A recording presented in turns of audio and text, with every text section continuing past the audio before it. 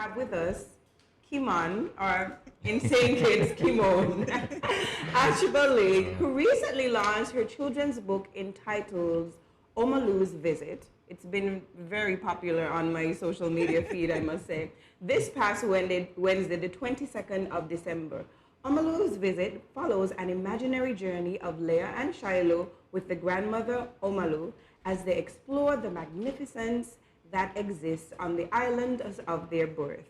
Join us as we welcome another brilliant author to the set of Good Morning SKN. Kiemon. You're welcome. Thank you for having me. Okay, so you just had the book launch. Tell us about what that experience was like. I have a copy of it right here. Yes, lovely. So the book launch was something you have never seen a book launch. I've never attended. I've never attended a book launch. So I did not know what to expect, but I was overwhelmed with the response. Great. In terms of, well, you just said it, you never did this before, so this is your very first book. First time. What motivated you to write this book and this type of book? Okay, so Omalu's Visit came as a vision. I was asleep, and it played out as a vision while I was resting. And I was awakened and went to write it down. Is it the first time you've had an experience like that where something plays out in your nap time? No, it has happened before, but I've always dismissed it. Oh. So how long did it take you to write this book since it happened? 1 year. Year. Today makes 1 year and 4 days since I had the vision and we started working on it. Oh wow, this is so exciting. So I trust that since God has been giving you these visions, that you're probably going to write more books. I can't say, but there is something in the horizon. So we'll see what that produces. All right. Well, you heard that exclusive, semi-exclusive here first. So what has the feedback been like? I mean, again, I've seen it all over my social media pages. Everybody seems to be so excited. Yeah, when I wrote it for the children, but I find the adults are really into the book. And so the feedback has been overwhelming. Everyone loves the illustrations. And I have to give shout outs to my illustrator, Asim Hussein. He did an amazing job on bringing my story to life. So the feedback has been really great. Everyone is loving it. For those of us who haven't yet had a copy of that book, is there any particular part of that book that you could reveal by way of a teaser that might be your favorite part of it, if any? So my favorite part of the book is, well, all of the book is my favorite part, but I am very boastful of this page because these are drawings of my past children. Oh, really? that's really nice. This is really nice. I think the folks at home would like to see that. So these little paintings here are actual drawings from drawings children who attended my school. Wow, that's amazing. So would you say that they inspire you? My children do inspire me, as being inside of the classroom with a bunch of 2, 3, and 4-year-olds, you have to be very creative. And most of the times I would want to express a content in something I want to teach them. Stories is a great way that I bring it out. So I make up stories a lot inside of the classroom setting. Wow. And now you've captured some of those stories. Yes, I was actually bullied by my parents because I did 3 of them in December, between December last year and July this year. And they were like, no, you got to put this into something. You can't just be spilling these stories off the top of your head and not putting it down. So they may be onto something. I think they're onto something. So as a preschool, I mean, have your students also been super excited about the book? They are. It was a surprise for them. They did not know. So when I showed them, when it was completed, I put up my projector and I said, I need to show you something. And I pulled it up and they was like, Teacher Kiemon, that's you? Yes. And I was like, but you look like a granny. Yeah, so they were excited. They were. But that was the point, wasn't it? For you to look like a granny for that.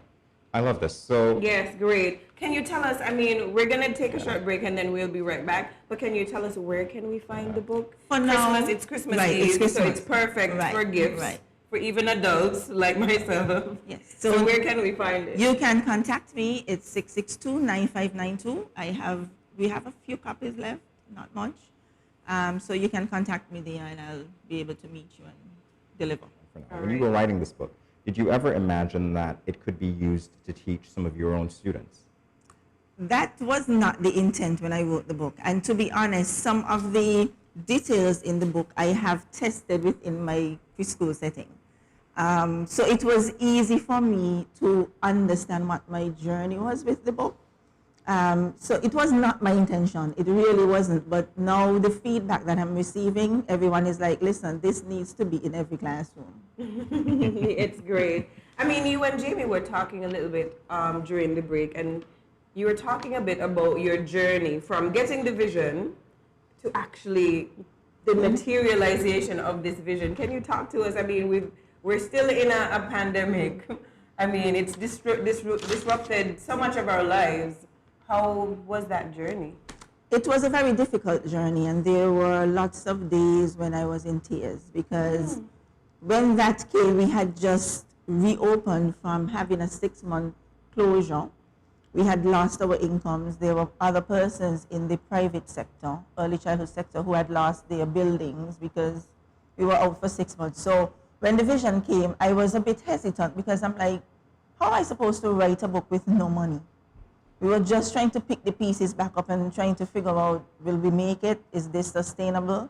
And so I stepped out in faith. You know, it was a very, very, very trying period. For that year, I mean, even now, there are still moments when we feel defeated, and I feel defeated, and then, you know, I look over and I see that, I'm like, okay, God, I see you. Yes, this is testament. I mean, you wrote a book in the middle of a pandemic, and not just a book, but a great book, right? And a book that everyone is loving. Again, my social media, every time I scroll on Facebook, I'm seeing people talking about this book. Thank you. Yeah, great. A testament. It is a blessing. It is a blessing, and it is a testament of my strength and the strength of us as the private sector in early childhood. It's a challenge. And so we are so talented, but we downplay ourselves. Sometimes That's true. we downplay ourselves, our talents, just so that, we are comfortable. So stepping outside of my box was something that, I really enjoyed the challenge. Well, you always have this to look forward to. You mentioned the illustrator before. Let's talk about the editor. The editor, so the editor, I call her the editor-in-chief. She is Mrs. Lisa Pistano. Family and a dear friend. And I remember when I only had just a portion of the vision written down, I showed it to her. I said, read this and tell me what you think of it. And she was like, oh, so we're publishing this. And I'm like, what you mean? She's like, so this is a book, right? This is a book. I'm like, I don't know what it is. It just came to me and I wrote it. And she said, well, it's a book and I'm going to be the editor. And here is it. It's good to have friends like that who tell you, okay, well, this is what we're doing now. Like this dream, you're not going to kill this one, we're going to do this. But not just that either. It's a testament to your backgrounds in education, mutual backgrounds in education as well. So I suppose that lent itself to it. Oh, your mom was a teacher? Yeah, my aunt was a teacher. Yeah. So it runs in the family? I guess. So just want to talk just a little bit more about the illustration.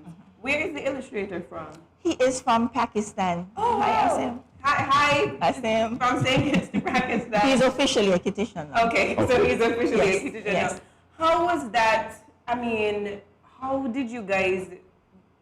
you able to collaborate to make your vision alive? Again, he lives on a totally different side of the world. And this feels and looks Caribbean. You know what I mean? It feels like home. How were you guys able to communicate and make this happen? So I met Asim through Enoita Enango.